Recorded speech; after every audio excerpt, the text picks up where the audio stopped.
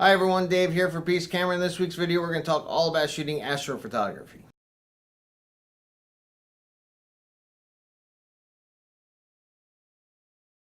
Now that the weather is getting warmer, spring is finally here. Now is a good time to start going out at night and shooting the stars and doing some astrophotography. I think it's a fun thing to do, and if you haven't done it before, you can get some amazing results shooting the stars. Now, right around here, you can't get good star photos because of all the light pollution here in the city, but if you drive about 20 to 30 minutes outside of the city, you can get much better results and see a lot more stars than you ever have. And if you even want to go further out and drive, say, a few hours to the Outer Banks, then you'll get some beautiful shots of the Milky Way, as there is no light pollution whatsoever. My favorite lens to shoot astrophotography is a very wide angle lens. And for example, I have here the Sigma Art 14mm f1.8 lens. This is a beast for astrophotography. I have 1.8 aperture. You can let in so much light, is what you really need. A fast wide angle lens to allow in as much light as possible.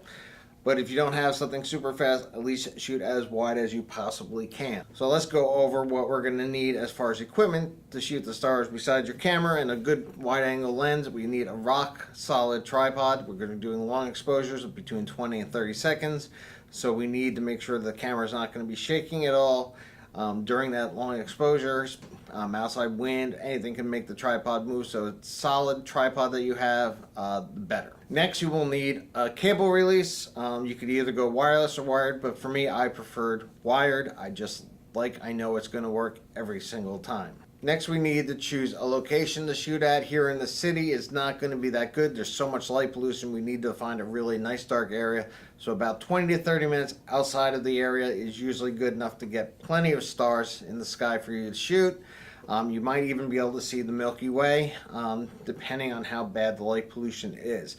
Like I said before, if you go all the way out to the Outer Banks, you'll be able to get some beautiful shots of the Milky Way and be well worth the trip. Alright, so next down we got to go over the settings that we need to shoot the camera. We're going to put the camera in manual, everything. So we're going to turn off autofocus. We're going to put the camera in full manual mode. And now we got to figure out our exposure. As we all know, the Earth is spinning, rotates every 24 hours. We do a full rotation. And so while we do that, if we have too long an exposure, the stars are going to start being smudges as they're going to start moving in the picture, and you can start doing star trails, which we'll get to a little bit later in the video. But for this, we want nice pinprick sharp exposures.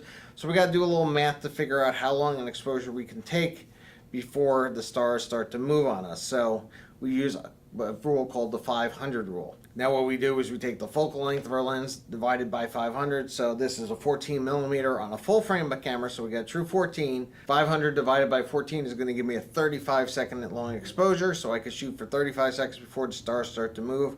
But I usually round it down to 30 because I can shoot 30 seconds on this camera without having to go into bulb mode. Now if you have a crop factor camera, like you're shooting a Nikon D7500, a Canon 7D, or Canon Rebel T6, then you need to figure out that crop factor.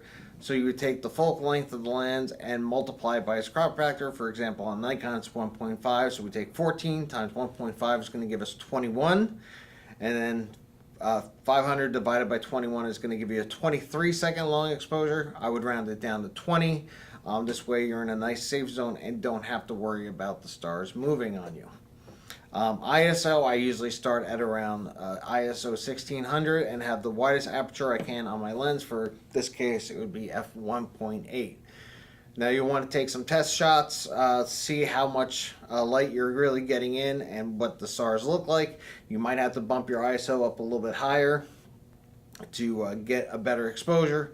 But again, with today's cameras, the ISO ranges are so high that you can really go pretty good without having too much noise, but you are going to get some noise.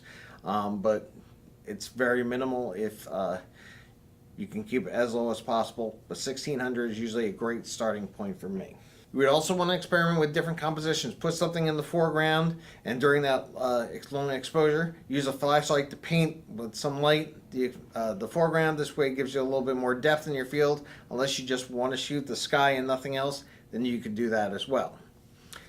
Now some people want to shoot star trails. That is leaving the exposure shutter open for a really long period of time to let the stars move and give the nice streaks in the sky. You can do this. I've known people let their shutter open for an entire night.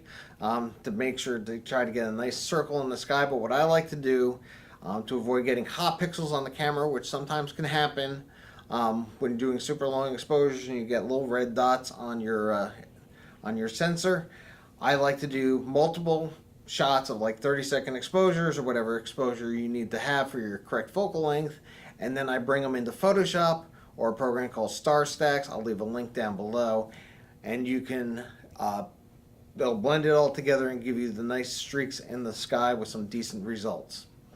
So if you have any other questions about shooting astrophotography, or you want to try out a nice wide-angle lens like the Sigma Art lens here, come on down and see us. We're at 5039 Falls of Neuse Road in the Quail Corner Shopping Center, corner Falls of Neuse and Millbrook, or give us a call here at the store, 919-836-2222. So if you like this video, please do hit the like button. It really does mean a lot to us. Subscribe to the channel if you haven't already, as I put out new videos every single Friday. And make sure you hit the little bell icon next to the subscribe button to make sure you're notified every time a new video goes live. And that's going to do it, and I'll see you all in next week's video.